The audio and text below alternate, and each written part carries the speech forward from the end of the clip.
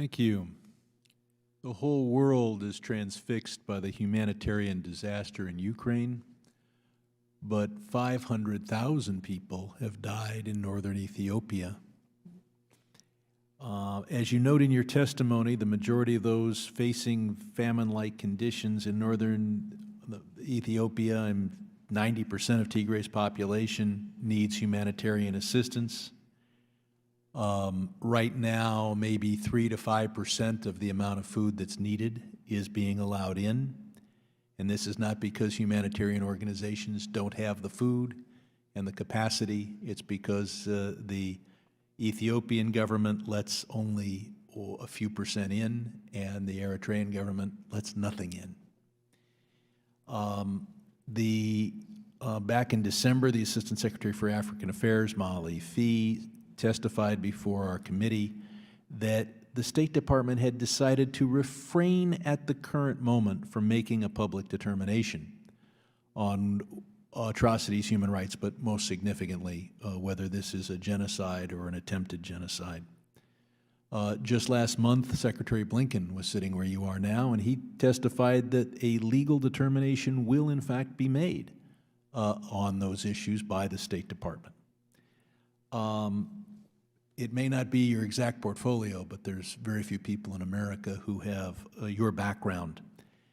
In your testimony, you say that addressing these atrocities in Ethiopia is a major top priority. If you have a government, or in this case two governments, deliberately starving hundreds of thousands of civilians to death, does that constitute a genocide or attempted genocide?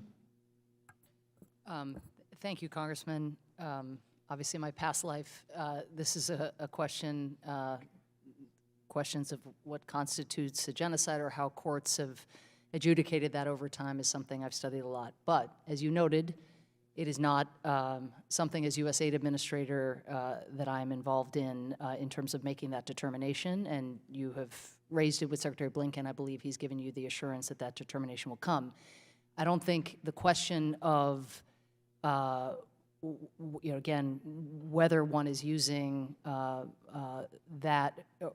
whether that legal determination is made is influencing in any way the U.S. government's posture toward the Ethiopian government. In other words, we are acting in just the same way we would be irrespective of I would point out that in this room, I've suggested ways to pressure the Ethiopian and especially on particularly the Eritrean government, which has, of course, the ports that could be used, particularly by interrupting sea traffic going, even hundreds of miles away from Eritrea.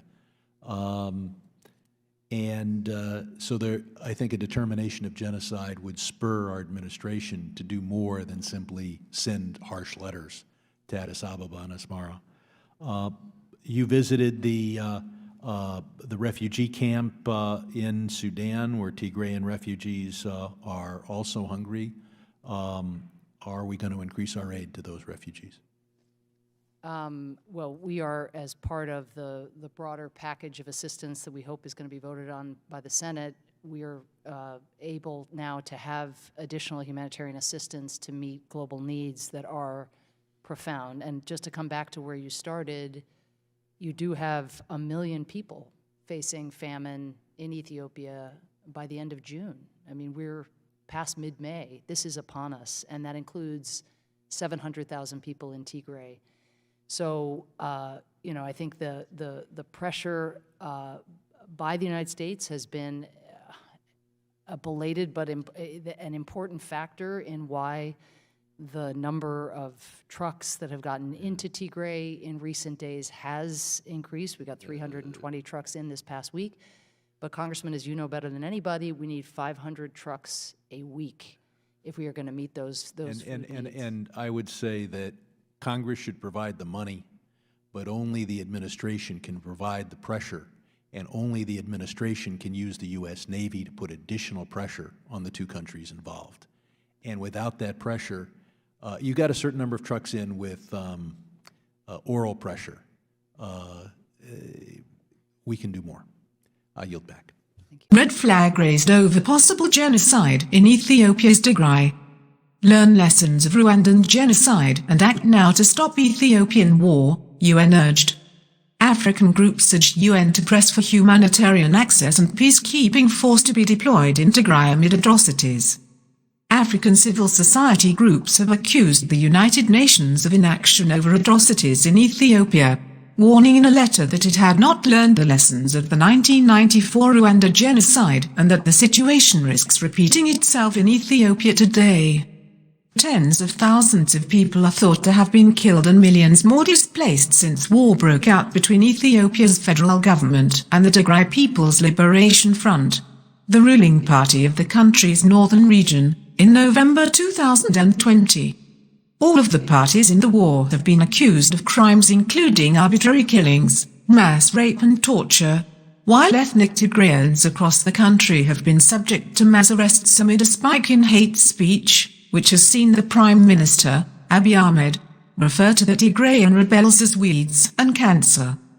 In a letter to the UN Secretary-General, Antonio Guterres, 12 African civil society groups including the Kampala-based Atrocities Watch Africa, the Institute for Human Rights and Development in Africa and Nigeria's Center for Democracy and Development called on him to provide leadership in ending the ongoing war in Ethiopia.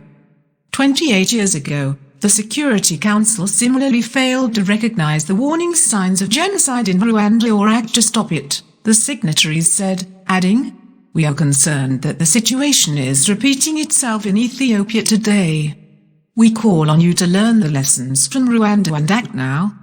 In November 2021, the UN Security Council issued a statement expressing concern over the fighting, but it has yet to take any concrete steps towards resolving the conflict.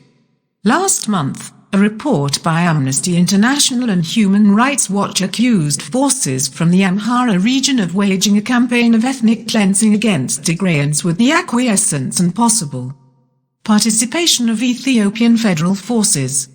Dismas Ngunda, head of Atrocities Watch Africa, said, "With reports of ethnic cleansing coming out of Western Tigray, there is real reason for concern that some of these crimes reach the level of genocide, and it's essential that the United Nations grasp the seriousness of the current situation and respond accordingly." The UN Human Rights Council has appointed a team to investigate abuses committed during the conflict, although the government has vowed not to cooperate. Tigray has been largely cut off from the rest of Ethiopia since the fighting began, with transport and communications links cut. About 90% of the region's 5.75 million population are in need of aid, and the region's health bureau estimates that at least 1,900 children under the age of 5 died of starvation in the past year. In March, the government unilaterally declared a humanitarian truce to allow supplies to reach the region, but only a handful of aid trucks have arrived since then. The letter urges the UN Security Council to press for immediate and unimpeded humanitarian access to Tigray and impose an arms embargo on all parties to the conflict. The signatories also call for deployment of an international peacekeeping force led by the African Union, which has its headquarters in the Ethiopian capital, Addis Ababa. Such action will be vital to assisting the Ethiopian men, women and children who have been suffering both direct hostilities, associated human rights violations and obstructed humanitarian aid, they said. The number of people living in internal displacement around the world reached a record 59.1 million at the end of 2021. That's up from 55 million a year earlier. These are the findings of data released by the Geneva-based Internal Displacement Monitoring Centre.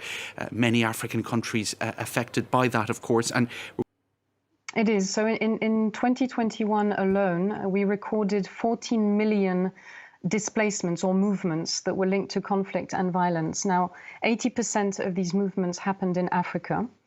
So if you think about, for example, the crisis in northern Ethiopia, or even the DRC, which together those two countries account for most of these movements, but also new waves of violence in Burkina Faso, in Mali, Sudan, the Central African Republic, which have pushed people to seek refuge in other parts of their country as they've tried to escape this often intercommunal violence or attacks that are committed by non-state armed groups. So in a lot of cases, these new waves of violence are just fueling already existing and very protracted crises. If you think about the DRC, it's a protracted crisis that has been ongoing now for decades.